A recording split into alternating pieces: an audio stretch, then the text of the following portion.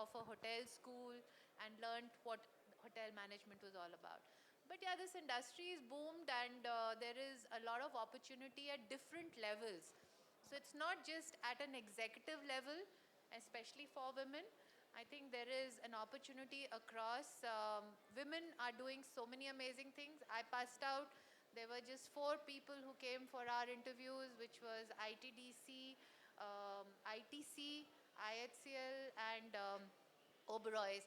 Today you have so many industries where they can go, and the opportunity is immense. This is growing India. I was born in the world of ration card. My son is born in the world of plenty. He's not into, ration and a storeroom. It's a just-in-time inventory that we do, and yeah, so it's a great space to be in presently, and not just for women, for all of us. So it was really nice learning about your journey and how it has shaped you as a person and as a leader, and also some of the, what do you say, some nuggets of wisdom that we heard from you. Uh, you know, maybe one parting message. Let's put it 2 messages that you would like to share with the audience.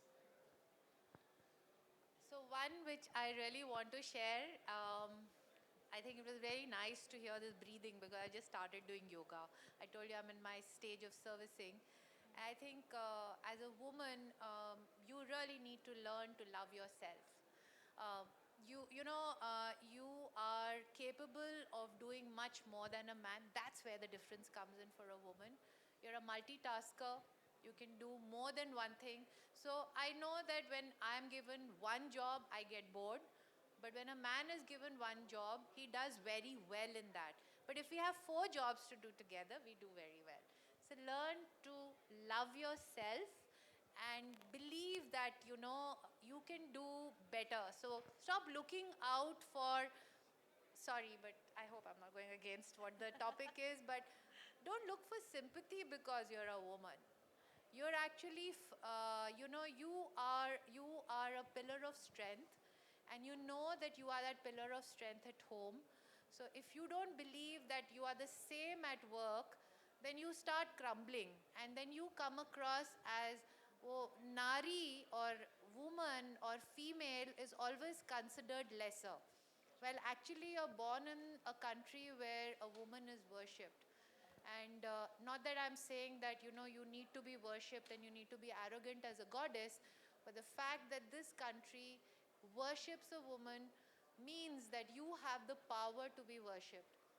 Believe in yourself, love yourself, and always take care of everybody, but please start taking care of yourself, because I've realized after 35 years that I really was not kind to myself.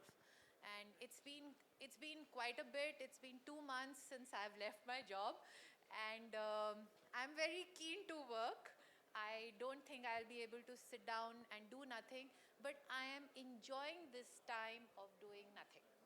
So don't get to my stage is my suggestion to all of That's you. called nirvana, by the way. I don't know if it's nirvana, Lakshmi, but I would really request you to be gentle and kind to yourself, love yourself. So there's one exercise which I did with my yoga master today in the morning, and I thought it was really interesting. Hi, Kasi. It's to give yourself a hug, because I think as a woman, I believe that a hug is really important. I am living with 2 men who think that it's good to give a pat. Don't give hugs. You don't express yourself. So if they can't give me that hug, I can give myself a hug. So love yourself and be kind to yourself are my only 2 messages. Believe in yourself, and there is no way that you can't do better than the men out here and the others outside, because you are a little special than the other species. That's something you got to believe in. Thank you so much. Thank you. Thank you, Lakshmi.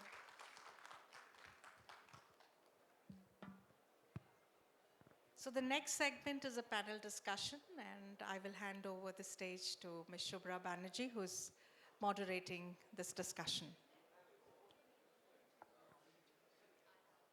How many 4 chairs we will need? Four chairs, please. Can I please request Ms. Pinky Padmaraj, Ms. Pallavi Gupta, and Dr. Sweetie Jamgade to join me on the stage?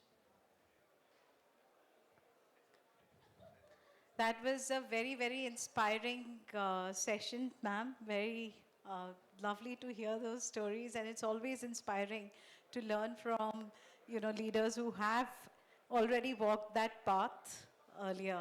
Thank you so much. Please, please join. Oh, thank you. Please.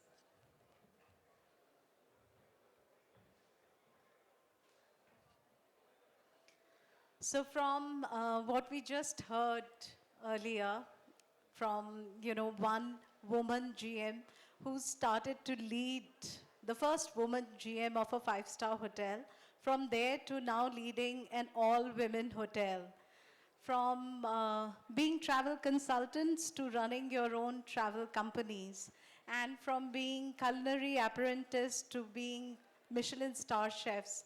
Women have indeed walked a very long path, and I'm sure that we will all agree that we are all witnessing a quiet revolution where women are empowering it. Today, it would be right to share this stage over a panel discussion with the topic Perspectives in Progress, Women Leading Across Different Functions. And how best to hear it from three phenomenal women, one from the education industry, the other from marketing and communication and entrepreneurship. Today on this panel, I'm joined by three phenomenal women, Dr. Sweetie Jamgade, and Ms. Pallavi Gupta and Pinky Padmaraj. Pinky happens to lead the marketing and communications at the Oberoi, Bangalore. Pallavi Gupta is a design graduate and has happened to be an hospitality entrepreneur. She is the founder of a cafe. If any one of you have visited the Kind Roastery, there are 4 of them in the city, if I'm right. So please go ahead and visit her place and see the amount of work that she has done over there, creating unique spaces and memorable experiences. We have Dr. Sweetie, who has been an academic leader and has been nurturing future professionals. She has been very passionate about tourism and sustainable tourism in particular, and has been someone who has been advocating education done in an inclusive as well as industry-aligned way. I am Shubhra Banerjee, and I run an edtech startup called Encovate. We are looking at improving the learning and development capabilities across different hospitality colleges as well as hospitality organizations. So without any further ado, welcome ladies, and we would like to just pass on the mic. I think there's 3 of them, so we'll keep sharing it. Yeah. Thanks.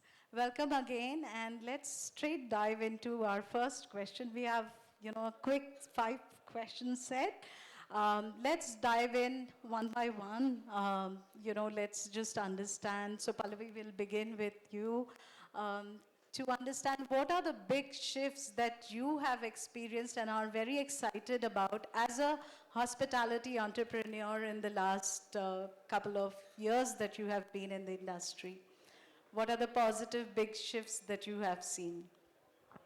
For me, I think the biggest shift has been seeing women not only in the front of house being hostesses or servers, but also back of house. Leadership roles, finance, even chefs today. And being a woman-led company, I want to be able to offer more such positions. I am a little biased when I have to pick a candidate between a woman and a man. I am biased because I feel like that's where I can add value to the industry. So if there are 2 equal candidates, I am most likely to pick the woman. I'm guilty of saying that, but I'm also proud of it at the same time. Sure. So that's a big shift that I am seeing today, because when I started out, Kind is relatively new. We started only 2 years ago. The growth has been phenomenal, but there's a decade of work that I've done in hospitality before I founded Kind. So over the last 10 years, even when I was hiring people, I was 25 when I started my first place. So looking at the resumes, and I was hiring people who were 30, 40, even 50, they really were looking at me like, oh, are you going to be paying our salary? They didn't take me seriously. So I think today women are taken seriously. I have seen that change over the years. Pinky, what would you have to say? I think what I observe from a more structured hospitality background, I think there's a tremendous sense of value which has been added to the industry as a whole. I think, as ma'am very rightfully said, that 15, 20 years ago, when you spoke of hospitality as a career option, people said, oh, you couldn't succeed in anything else thus. I think today it's a preferred choice, and that status has been achieved by a lot of hard work and contribution of brands like Oberoi, Taj, even the Leela. I think Indian brands have really worked very hard to lend a sense of, status of an industry competing with other industries. So whether it's collaborating the best in technology, whether it's collaborating with customer service experiences, whether it's contributing to marketing concepts and campaigns, to getting cutting edge think tanks to do things differently, I think today hospitality competes with any other industry as a choice. I think that to me is the most exciting point, starting point. And I think women has found a great place, because I think the kind of work culture companies like Oberoi have inculcated, I think women not only want to join, but they thrive in that environment. So I think that's the great thing. Sure, thank you so much. Dr. Sweetie, what would you have to say? What shifts in your industry or in your segment of hospitality industry that you're most excited about now? I would like to emphasize the one major shift is we started with Indian women in hospitality. When I was talking today with my male colleague, they were asking, is there any association for male colleagues in hospitality? I said, please find it out, whether it exists or not. But in academia point of view, the big shift is technology, which is we need to emphasize while teaching to the students how the technology has taken over, advanced the hospitality and tourism industry. And as said by you, sustainability point of view, all of us are thriving to attain the sustainable development goals, because of which this inclusivity is becoming an important factor and everybody is getting its due share. So these are the major shifts which has been happening. And apart from that, the other shift, which if we see now, when we saw this Nari Veda, wellness handled by women, and women can handle a family, so why not a society wellness? That is a major shift which has been happening, and we are also emphasizing in our curriculum to bring in all these concepts when a youth can handle all these areas: technology, sustainability, wellness, and the other thing is thinking about inclusivity in their approach. So all these are the major shifts which has been happening. Yeah, thank you so much. I think lovely points added by all of you. Well, everything is not as hunky-dory for us, and that takes me to our next question, which is, what are those biases or obstacles that you as a woman professional still face? How are you handling and navigating through them? Pinky, would you like to answer that? Sure. I think I'd like to first state that I think I have immense respect for women who struggle from various challenges, starting from family objections to even, access to education and tools to learn. But in spite of that, I think just their belief in themselves and their will to succeed, I think takes them through many obstacles to reach where they are. And so I'd like to start with really admiring women I've seen so many examples around me. However, I think for me personally, I feel I've been very privileged that I have worked also 23 years in the same company. I have feel that the work culture inculcated in the Oberoi has never led me to a situation where I felt that I was discriminated against because I'm a woman. In fact, it's just the opposite. I've always been encouraged to speak my mind. I've had great women collaborators who I've worked with. And today, in fact, our HR head is a lady, Shailja Singh, who heads our HR, and she has lots of great initiatives which they've taken. But however, I felt this from when I have gone as a representative to an outside vendor. And, I'll give you an example. I'm from Marcom, so I often attend marketing pitches made by various agencies, etc. And if I'm sitting in a group of people and perhaps they don't know the hierarchy or they don't know who's the decision maker, etc., typically when a presentation is being made, they'll always make eye contact with the male members of the room and somehow avoid eye contact or connect with women. I think those are some of the softer, discrimination, and I think it's also a 360-degree approach. I don't think you can address this just in isolation to say only companies, only the corporate structure can bring about that change. I think it starts from how we raise our kids, to educational institutions, and a big role on how they, for me, it's a huge thing. I think the empowerment that education and educational institutions give children or girls, and of course it ends with with the corporate environment. I think all of this together, if we work together in unison to support women, not because we are not in equal standing, but because of the challenges we have faced in the past, I think that will really address the issue. But you have to speak your mind. I think we don't speak up and address the elephant in the room. I think we should. More often, if you do, I think that also breaks down a lot of walls. Sure, thanks. Ms. Pallavi, would you like to add anything to that? Yes, I remember an incident early on I was negotiating rent with a landlord, and he, very rightly, like you said, he wasn't making eye contact with me, and in fact there was a gentleman who was accompanying me at the time, and he was talking to him. But he wasn't in the position of signing that check or closing that deal. And he kept looking at me, but I think that wasn't signal enough for the gentleman to continue negotiating with me. So I think as women, one of the things that I have faced is having to prove myself repeatedly for the other person to be able to trust me. I think with two gentlemen in the room, it comes more naturally, but or even with two women, it comes naturally. But if I was to negotiate with a man or have him convince him for anything, I will have to prove myself to be able to have that conversation. That's something that I faced early on, and it made me really tough. But you've navigated through it now.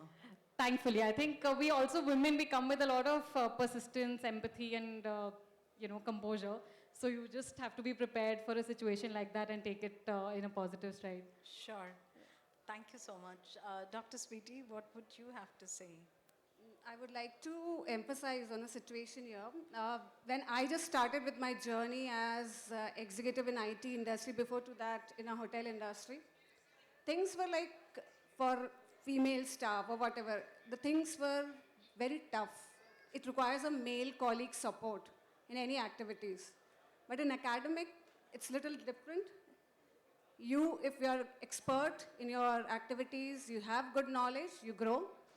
And in this position, which I am right now, it's a good, easy life now. Whatever I say has been accepted. But I would emphasize here, student point of view, especially girl student, when they enter into hotel industry and all, they have been discriminated in terms of, okay, your job will be only suitable for front office, suitable for HK. So these things are the hurdles which most of the female students they face still now.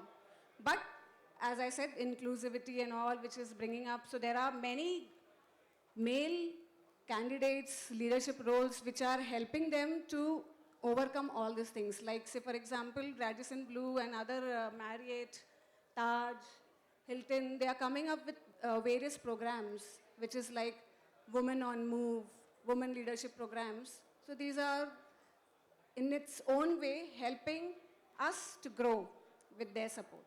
Yeah, I was about to ask this. In colleges especially, we would have these things like, okay, you're cut out only for front office, you're cut out only for housekeeping. Of course, why that nobody, is there an interest for the student that nobody really explores? Glad that you brought that topic up. I would like to continue on with the next question, which is what kind of opportunities have really helped you grow as an individual at work? Okay, so being from academia, I would say the boss, the mentors which I have got are truly, the way they have helped me, they are truly supportive. They had seen my potential and then given me the task, but the one which helped me to grow and get the exemplary award which I recently got was working wholly solely for one accreditation program for the college, which made me to work on the standard operating process, the documentation part, aligning it with the quality standards for the college, and to collaboratively work with the staff which I had. And the thing is, when I initiated this role, it was tough. This role gave me the opportunity to bring in the leadership skills among my colleagues. And now they are growing in their areas. The other thing, the opportunity which I would talk about is in research areas, which we generally don't talk about in hospitality. They say it's just a skill-based program, but it requires research in its own way and scientific research. So the opportunities of research-oriented activities, if we focus more in hospitality, and I'm happy to see my PhD scholar, she has joined me and she's supporting me here. So that kind of support I get because of these opportunities which is being created because of the expertise in research and skill-based education activities. Wonderfully said. Thank you so much. Ms. Pallavi, what do you have to say? What kind of opportunities helped you grow as an individual at work? I think the first and the foremost was for my parents to believe in a 25-year-old saying that I want to set up a restaurant because with no background in hospitality, I have no prior education in hospitality. So for them to just be able to be my co-founders at that point, I think that is the biggest support for me to be able to do what I do today. But also experiences like these where I get to be on a panel with, it's really a privilege to be here sharing stage and being able to share my experiences. So I do feel just the collaborative approach of the hospitality industry, it's been very welcoming. And it's nice refresh to just hear experiences, collaborate with right brands at business. At the end of the day, I feel like people today are also very mindful of what they consume and what brands they attach themselves with. So rightful collaborations in that sense that bring ROI is also something that has worked for me and has added value to the kind. Sure, thank you so much. Pinky, what would you have to say? I think for me personally, and I think for a lot of women in my kind of corporate roles, I think first is to work out of your comfort zone. When you are in a structured corporate environment, often a role puts you in a silo and you repeat the activity, almost becomes robotic after a point. I think I've always been very lucky that I've been, with mentors that I've worked with and my bosses or my peers. I've always been thrown into situations every now and then where I've had to go beyond my comfort level to learn new skills, to think differently, and to collaborate differently. I think a great example would be when the hospitality industry went through COVID. I think we were completely turned on our heads, where we had never been through a situation like this. And yet, I was working more and more innovatively than I did when I was working in normal times, and that too remotely. I think we used to do these interesting collaborative chat sessions. So we used to do a fireside chat kind of collaboration of all the HODs and the managers. And at the end of the discussion of all the plan. We just used to catch up on each other, saying what's happening with a cup of coffee or a drink. And that really motivated all of us to stay focused, to stay excited, to say we'll wade through this time. And one of those things in those discussions which came forward, and I was very privileged to have led that campaign, was we were the first in Bangalore to start home deliveries of food. Right. So we said that this is a great opportunity. People, miss our restaurant food. They miss the comfort and the elegance of dining out somewhere nice. Why don't we get that experience to their home? And we literally, the whole team worked on 48 hours, and then I had to design the entire campaign, and it worked wonderfully. So this is just one of the examples. I think working out of comfort zone is something which has taught me a lot. Second, I think, is to help others grow. I think there's a tremendous joy, and I feel this huge plowback when you actually help others grow. And for me, I am a little biased. I always pick out young women who I feel have great talent and potential, just a little lack of belief in themselves. And I tell them, listen, nothing is impossible. And if you set your mind to it, and if you stick to your cause, and if you stand up for yourself, nothing is impossible. So I think these two are the main things I'd like. Sure, thank you so much. Wonderfully said. So if you are going to be your boss, great. Otherwise, just find a good boss. Right. On to the last question. I would like to understand that, there's a complete new generation of women professionals who are joining every year, every day, the industry. What is that one concrete step that you are taking that would help the future generation of women professionals to, feel it a little easy than what we have gone through? So, Dr. Sweetie, would you like to answer that? So when we talk about Gen Z, the new generation coming up, it's always been making them to do the work on time and getting the work done by them. It's really difficult. But the thing is, when you start making How them... many are Gen Zs here? I'm just looking. So I guess my PhD scholar is in Gen Z category, or just one this thing. So making them doing the work is a little difficult, but when you keep motivating them and showing them the carrot, but not the far away carrot, they do it. The thing is, we require to work in collaboration with them. Plus, as it's written, we lead and we rise. So we need to work in such a way that they get their own credit. Yeah. That is the thing. Right. So that's what I would like to say. Yeah, that's a great, lovely point. Pallavi? For me, I think coming from the business aspect and setting up the business, being the founder and growing it up from up there. But I feel like the biggest change that I would hope that I'm able to do is to just weave a path and say that, because there are a lot of chef-paced restaurants, but I'd like to sort of tell people out there, you don't need to be the chef. You can partner with the right people, get the right team. As long as you have a business plan or an idea, at the end of the day, it cannot work as a passion project. It has to make revenue. It has to make sense if it's a business. Wonderful. So just carve a way to make people believe that you don't need to be from hospitality. Look, I've done it kind of thing. So leaving a legacy of that sort is my plan. Great. Thanks so much. Pinky? I think structured-wise, I think we've introduced a couple of great programs in the Oberoi Hotels environment. So one of is a women leadership program. So across the hotel, we identify young leaders or young, possible leaders, and we have a well-entrenched program which kind of mentors them, guides them, upskills them to get to leadership positions. I think that has worked wonderfully well. Our entire learning and development cell, which is led by Oberoi School of Learning and Development, today 90% of our academic staff there are women. So I think that goes to speak how much of importance we give to women in the system and keeping them and thriving and making them do even better than they do in their own environment.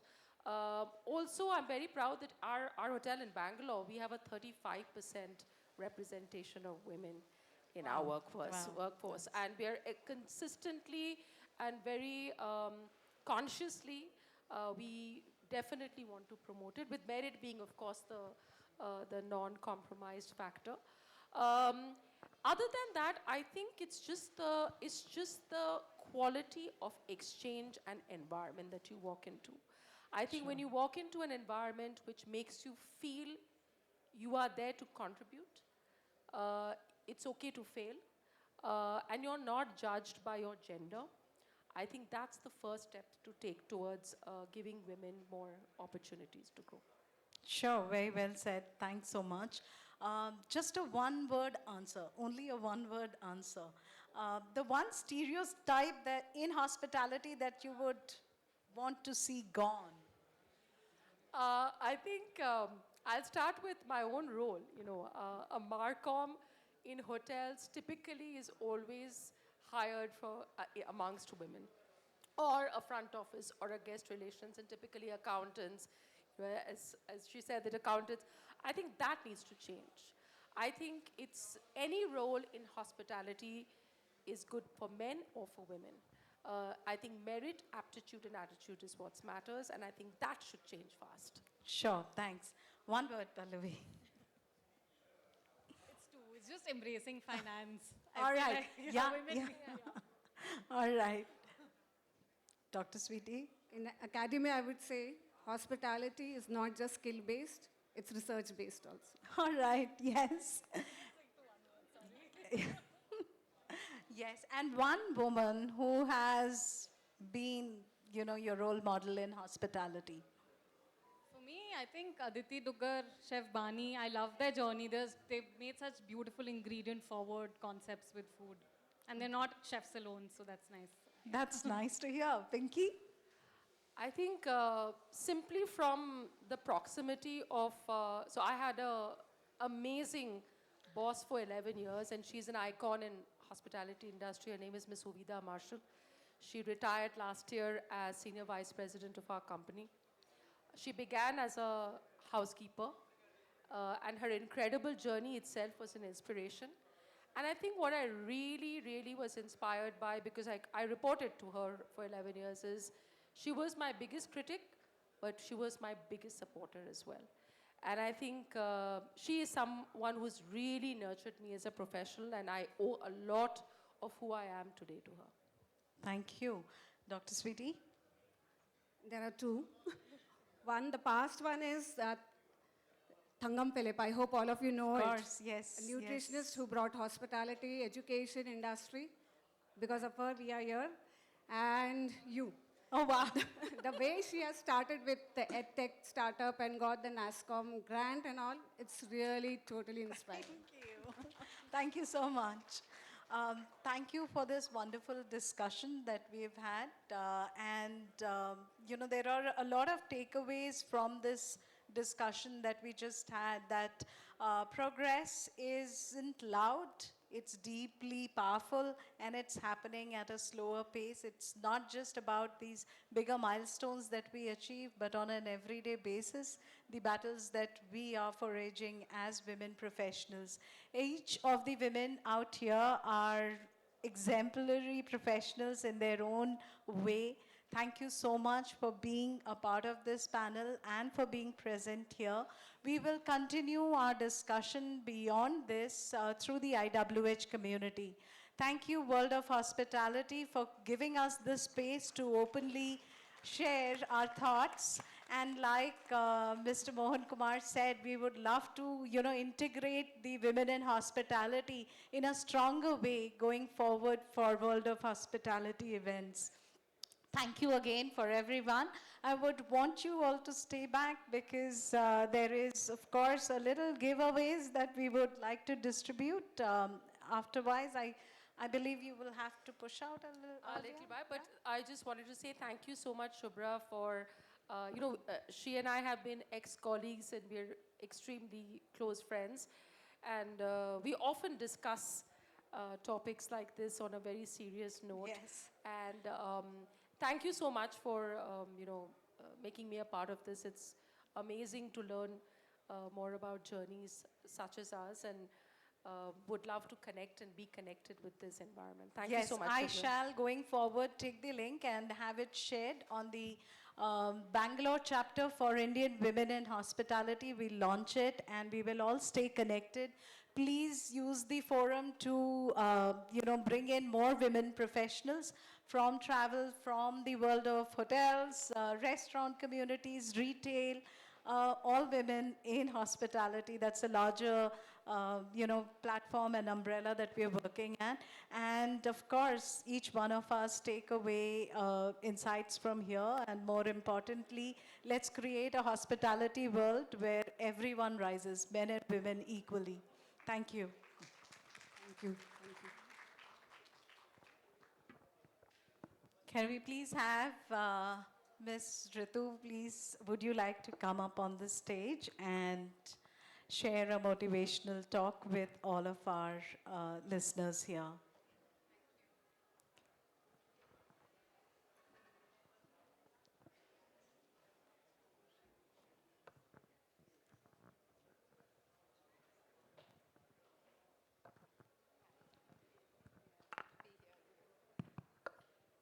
As we have dessert at the end of the meal, I think Ritu is going to bring that part. Someone I've known for over 2.5 decades. We worked together at the Taj Mahal. She was one of the, a very well-spoken and generous and not a tough one duty manager at the hotel. And she's had a excellent career in the hospitality, and now she manages her own firm. So someone who has moved from operations to the management to entrepreneurship, she's a great role model, and I felt she would be the right person to end today's program here. Thank you so much. And thank you so much. Thank you so much for having me here today, and it's the fag end of the evening. I'm really wondering what kind of a talk can I give that you guys continue sitting on your chairs and not leave. But I'm really hoping, in continuation with the perspective and progress, I'm here actually to share my story. Also in the spirit of the book written by Dr. Lakshmi herself, where illuminating her way, Indian women in hospitality, I really hope to add my little two-penny perspective as well. So when I was asked to do this motivational talk, it's one of my firsts. I'm usually part of panels. So when she said, do a motivational talk with an audience, I thought to myself, really, what do I teach an audience that may already be hoteliers in some ways or have running something that's similar in the hospitality world? And, someone who's already survived 5-star drama, we've done it all, VVITP, tantrums, budget cuts, staff shortage, COVID. Anything worse than COVID for our industry, I don't know. And we're still managing to smile and through it all. But on a more serious note, I'm really not here to teach anyone anything, but I'm just here to share my very honest story, my honest lessons, my confessions. Maybe I've never made them before, but here's a chance to bring it out, of all my pivots, my pauses, and really my purpose of what I'm here for. And some of it might make some of you smile, nod, or even remember your own vulnerabilities and resilience in this industry. So as I step into this conversation, I'll be reflecting on almost 3 incredible decades in the hospitality industry, a journey shaped by passion, perseverance, and my purpose. And like many of us, I entered the hospitality for one reason, but stayed for 100 more. As I reflect on these 30 years, I'm reminded of the many roles I've played, For me, hospitality has never been a job. I don't see it even today as a job. It's been my calling. And, to care, to serve, and to really elevate every human story that we touch. So my career began typically like it does for most hoteliers, amidst the dynamic environment of hotel operations. The early years were filled with obviously invaluable lessons. Understanding guest needs, managing teams, ensuring seamless service. And it was in these very moments that I think I grasp the essence of hospitality and creating these very memorable experiences through dedication and empathy. However, I'm going to say something very controversial today. What if I told you the future CEO of our hotel brands in the country might never step into a restaurant and serve or never be part of a kitchen, and I've never even worked at the front desk?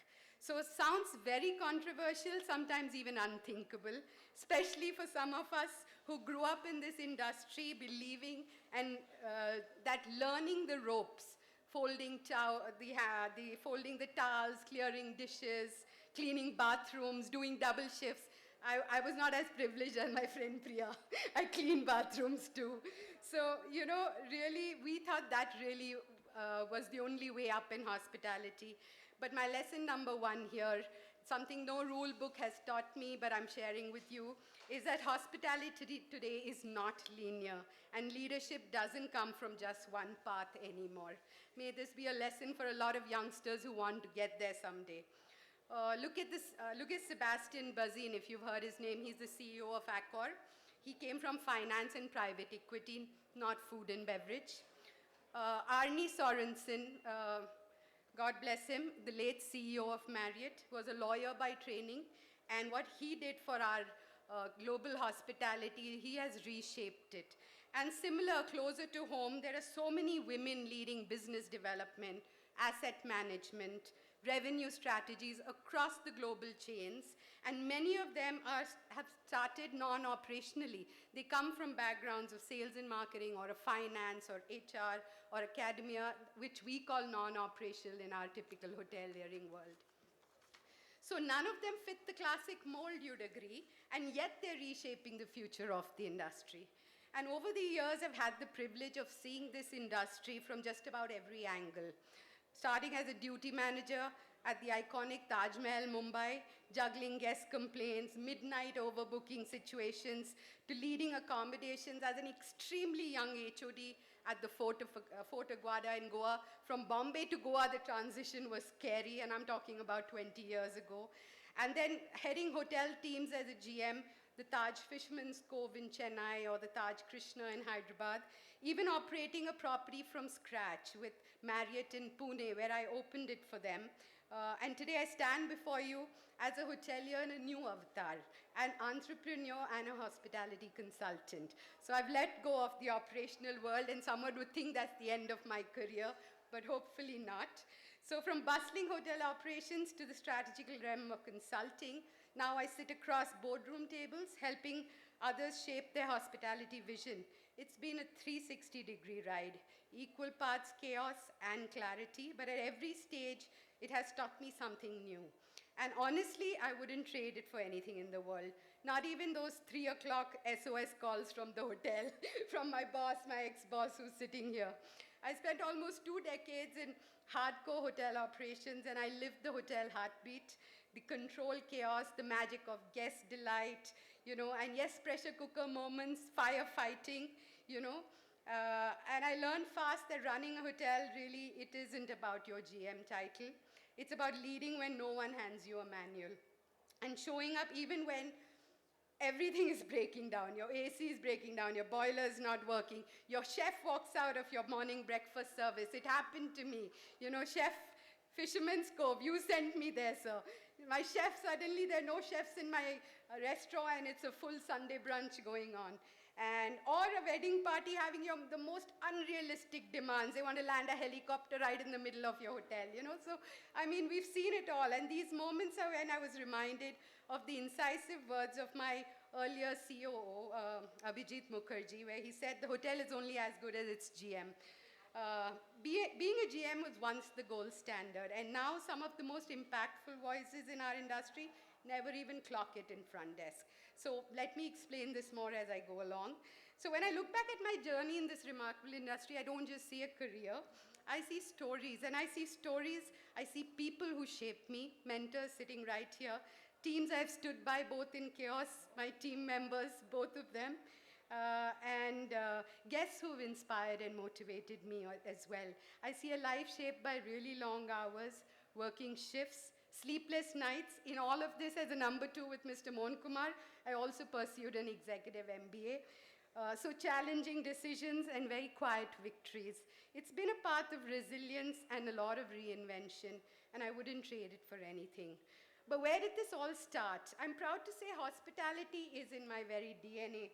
I'm a second generation hotelier, so I actually chose to do what I do. And I'm not here by accident, like you see a lot of hoteliers say. I'm really here by design. Both my parents were from the industry. Dad also was GM, my mother an executive housekeeper.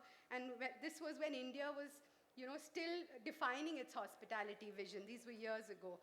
In many ways, they were pioneers, helping shape the foundation of what the industry would eventually grow into. Their passion, their resilience, and more than anything, their long hours and hard work became the blueprint I've unknowingly followed. And that legacy still drives me today. So growing up, hotel life wasn't just a backdrop, it was life. I slept, ate, and I breathed hotels. I grew up in hotel rooms and lobbies until I was 12 years old. I lived with my parents who worked in the hotel. And yet, despite growing up with the hospitality all around me, it took a lot of convincing at home when I said I wanted to pursue it professionally. Back then, the industry carried a reputation, especially for women, I would say even men in those days, of being absolutely demanding, uncertain, and not exactly ideal in the eyes of traditional families.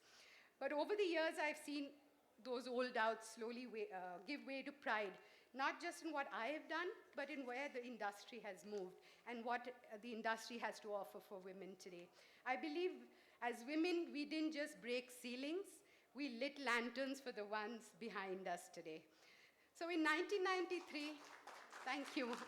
I really believe what I say. This really means something. I think the industry has come a long way. So in 1993, I had joined the first batch of the Institute of Hotel Management in Aurangabad, which was affiliated with the Taj. And that really became my springboard into becoming a management trainee with the iconic Taj Mahal Palace in Taj, Bombay. And within 10 years of graduating, as per a very aspirational college roadmap, I became one of the Taj's youngest general managers then, at the age of 31, leading the stunning Fisherman's Cove in Chennai. I have Mr. Mohan Kumar here sitting in the first row to thank for that, to even have faith in a 30-year-old to say, yes, I can send her there and she can do a good job. So thank you so much, sir. Really, I'm grateful. So now running a luxury resort, but see the flip side. He sent me to a hotel which had a fierce external union. It was an absolutely unionized hotel. But I think he must have known that I could handle it because during my West End days, under his very leadership, I had learned union relationships. But one thing I will still say is that there's only some lessons that can be learned by watching, others only by walking through fire, and I did my fair share at the Fisherman's Cove. But instead of fearing tension and distrust, I embraced dialogue and transparency, something again I learned from you, sir. And I learned that listening can be your best tool, and unions don't necessarily weaken us. It gave us a voice that empowers the team, and empowerment isn't just a buzzword. It really is the bridge to loyalty. I've seen that happen with my teams in hotels. And success is not just about what you build for yourself. It's about who you lift along the way, and that's what I discovered, the Tata's way. So lesson 2, though, is that if there's one thing I've learned from my stint at the Fisherman's Cove as a young GM is that being the youngest in the room can absolutely be your superpower, as long as your work speaks louder than your age. And while titles are nice and can open doors, for respect, you need to multitask, be a jack of all trades, and build the kind of skills that make you impossible to ignore. So in 2012, almost 2 decades growing under the strong, nurturing wings of the Taj Group, I made a bold choice. I stepped out to the unprotected world. I wanted to see what else was there on offer, and I joined the Marriott. I was so lucky that as my first opening assignment, I was given the opportunity to launch a hotel for them, which usually isn't done with the first-time GM in a new brand like Marriott.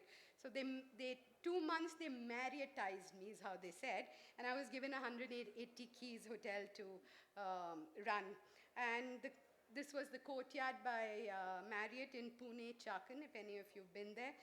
No legacy, no established relationships. I had known the Taj inside out, born there almost. I worked 20 years with the Taj. I left home when I was 17. Taj has been more my parents than anybody else. But just this excitement and drive and a challenge to do something ground up, to rediscover myself as a leader and to learn the new world order of hospitality. Really, Taj was the grand old dame, they call her, the old hoteliering. And then to learn something new with the Marriott was exciting. Launching a top-tier business hotel from a slab of concrete was pure magic. While Taj had taught me the magic of relationships, Marriott taught me in a very short while hardcore business skills. I reached the GM peak and thought, what's next? I did achieve it pretty early. So because in a hospitality corporate career, defining success seems quite simple. More keys to run, larger hotel, better salary, a better designation, and then so on and so forth. So when I told my father, after almost 2 decades of thriving a career of my dreams, with some of the best hotel chains in the country, like the Taj and the Marriott, that I was going to marry and then quit my hard-earned position as GM, it definitely came as a shocker, not only to my family, but to many friends and colleagues. Parting a high-flying job in the peak of your career as a GM of an international chain was almost looking like failure. Was I giving up on my ambitions? After I got married, I felt I was actually burnt out. Something what Priya shared. I really felt the need to take a 6 months break to bring a balance into my life and really dedicate some time to grow on the personal front, which I had ignored for quite some time. Now that may not sound like much, but at that time it felt like I'd hit pause on a career I'd worked so hard to build. There was this fear, what if I'd fallen off the track? What if I couldn't catch up again? In an industry that moves fast, even a small break can feel like you're being left behind. But that's exactly when I decided to change my narrative. Instead of scaling more hotels and GM of a bigger hotel, I decided to scale my impact. I joined as a partner of the Prognosis Global Consulting, a homegrown consulting outfit. Lesson number 3, at my peak, I pivoted. And the pause eventually led me to the world of consulting. At that pivot gave me space to grow in ways I've never imagined, personally, professionally, creatively. Because sometimes I think the bravest thing you can do is trade stability for self-discovery. And in my own career, the pivot of operations to consulting was not just a job change. It was a transformation of sorts, an opportunity to prove to the world watching, to my own parents, that growth does not stop just because you've reached a title. People thought my career will end. I've given up GM-ship. I moved from managing daily tasks and firefighting to shaping long-term visions in boardrooms. And it allowed me to take my years of experience and scale my impact across geographies and business models, something that really excites me today. So my real journey of growing up really into what I am today truly started with these tough choices, uncovering parts of me with each new stage of my life and helping me change the narrative. So I would say my lesson number 4, create your own success story. Let not success be determined by the watchers outside, and dare to dream different, find your own lane and proceed to win. Thank you. It's only over time I realized that hospitality careers don't end at becoming a general manager. It expands far beyond it. Here's something I wish people had told me more often, that becoming a general manager isn't your finishing line, Ritu. It's just another platform. The real growth starts when you ask, what else can I build from here? You know what Pallavi, right? What Pallavi has done, for example, really at such a young age is really the question some of us should have been asking much earlier. What else can we do to make a difference? So, at a very high in my career, I decided to step off stage and become a consultant. No corner office in hotels, no pampering, no perks of the food coming onto your table whenever you ask whatever you wanted to eat. Crazy, But yes, it gave me the freedom to give back through my association with organizations like Wiki, where we mentor and nurture future leaders with the goal of enhancing the presence and role of women in the industry to create a more robust industry. We're needed there because we bring that diversity that the industry needs.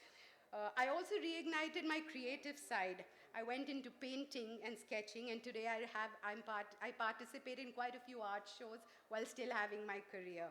So I took the leap from GM to consultant, and it gave me space to contribute to industry bodies, to mentor others, and even explore my creative side.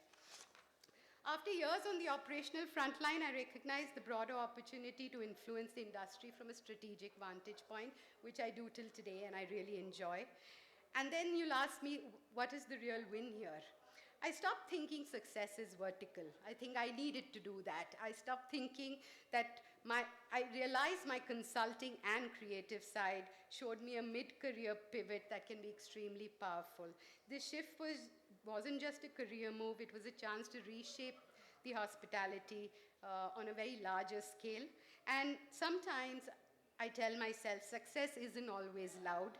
Sometimes it looks like walking away to build something that finally feels like you. Success for me isn't a title anymore, thank God. It's alignment with what matters to me and what impact I want to create for the world. And that's where the real magic begins.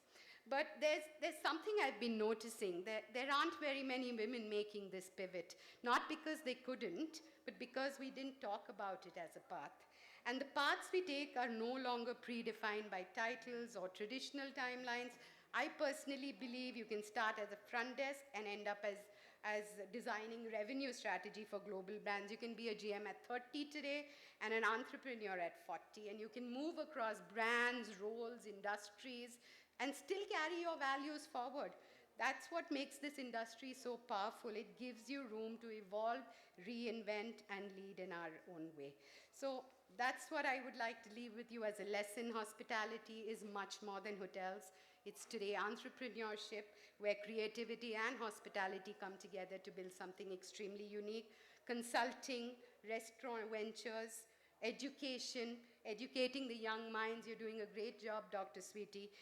Is a career too in our hospitality industry, but people somehow fail to see it. So one of the biggest myths we need to bust, especially for the next generation, is that hospitality begins and ends with hotels.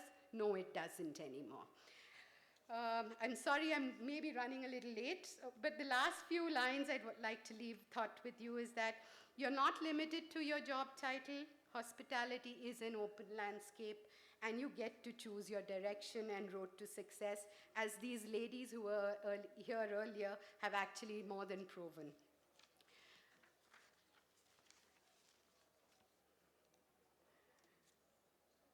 Finally, career breaks don't break careers.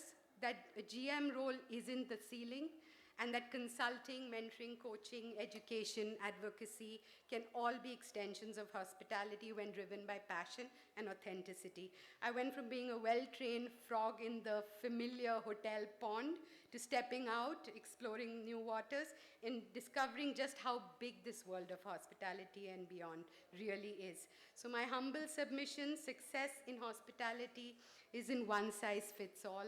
It's yours to define. So please, start looking at other opportunities within the industry. And I'd say this even before, because kids are falling off. They don't want to do the kind of hard work in hotel operations. But we need them in the industry. So what else can we do to keep them within our industry and not step out? So yes, this is my story, friends, my candid journey. I'm still work in progress. Titles have changed, passion doesn't. My story isn't about the perfect climb. It's about owning the detours, embracing the unknown, and still showing up with passion and purpose. Thank you so much for hearing me in the last few hours.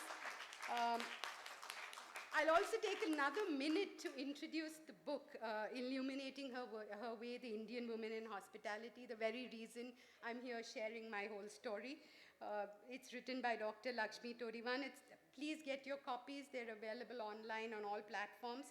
It's a compelling collection that delves into the personal and professional journeys of women who have carved a niche for themselves in the Indian hospitality sector. From operations to education, consultancy, their stories serve as a testament to the evolving landscape of the industry and increasing impact of women leaders. By blending personal anecdotes with career advice, Dr. Torivan provides readers with a very nuanced understanding of what it means to be a woman in this hospitality industry in India today. And the stories not only highlight individual achievements, but also underscore the collective progress and ongoing challenges in achieving gender parity in the sector. So honoring the spirit of the book, illuminating her way, here's to every woman who dared to dream and to every person who helped her get there. Thank you very much.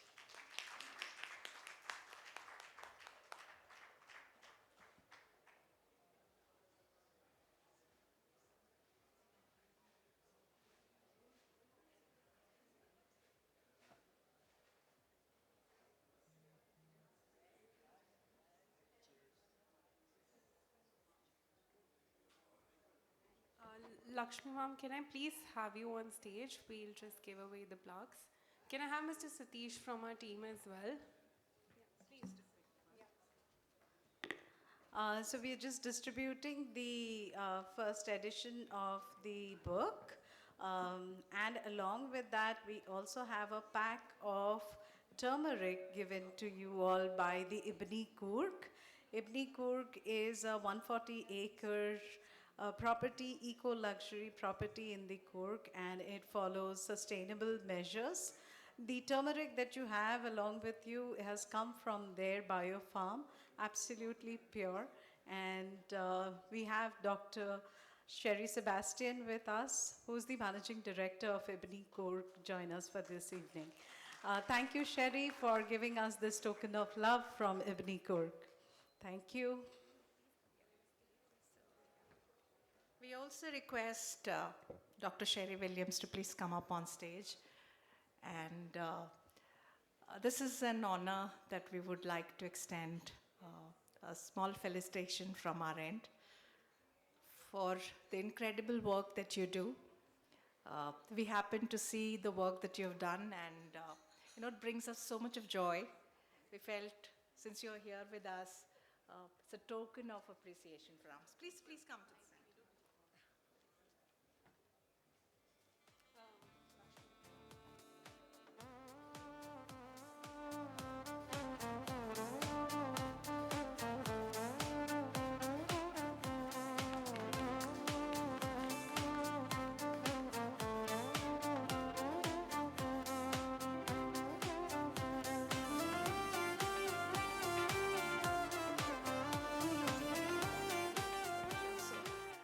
I would like to now request Ms. Naina Williams to please come up on stage. Naina has been a silent supporter, someone who worked very densely during the COVID times. That's when I got to know about her and her work. We did a lot of work online. IWH had many sessions, and Naina was an integral part of it. So when we are in your city, this is a small token of appreciation for whatever you've done and the kind of support that you've extended. Not only that, the women's network that she has created in the travel fraternity is truly commendable. Thank you so much.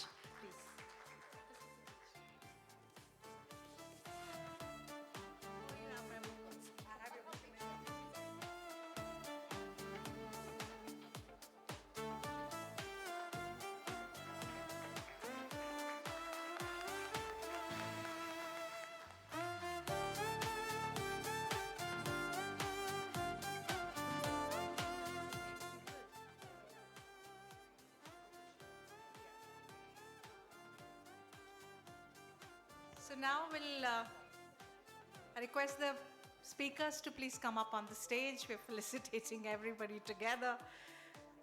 Miss Priya Vishwanathan.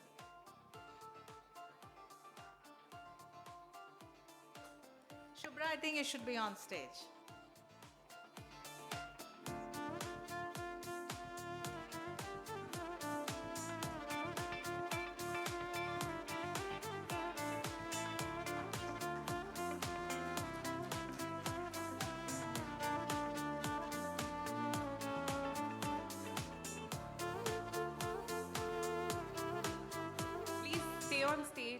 Shubhra ma'am. We'll felicitate all the panelists. Miss Pallavi Gupta, she was here. Yeah, please, ma'am.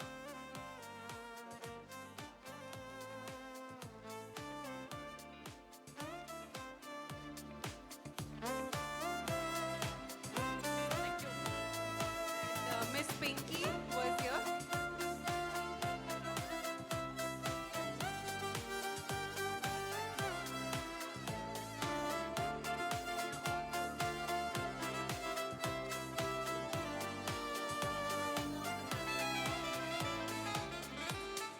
Pinky ma'am.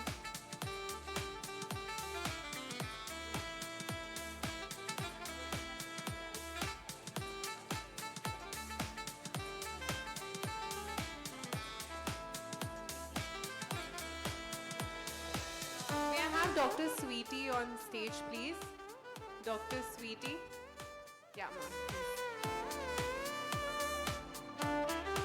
Lakshmi ma'am, please come. Thank you, women, for staying back and cheering on your colleagues here. So that's really wonderful of you. Shubhra ma'am, thank you for hosting such a wonderful panel.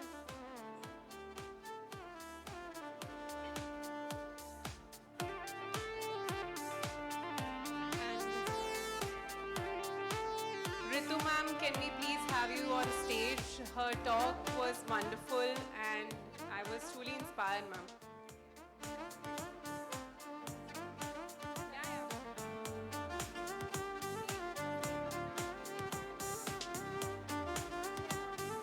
Yeah, yeah.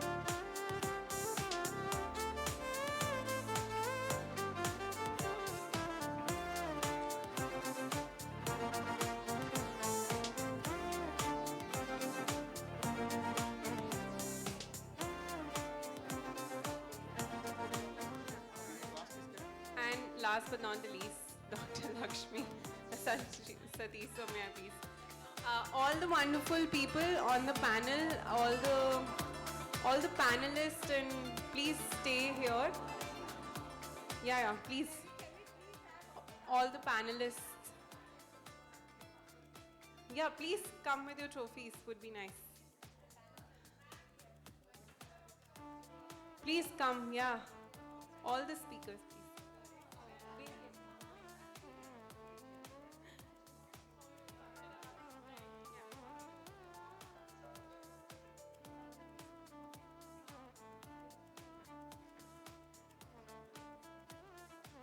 Please, our team can help you later with your trophies.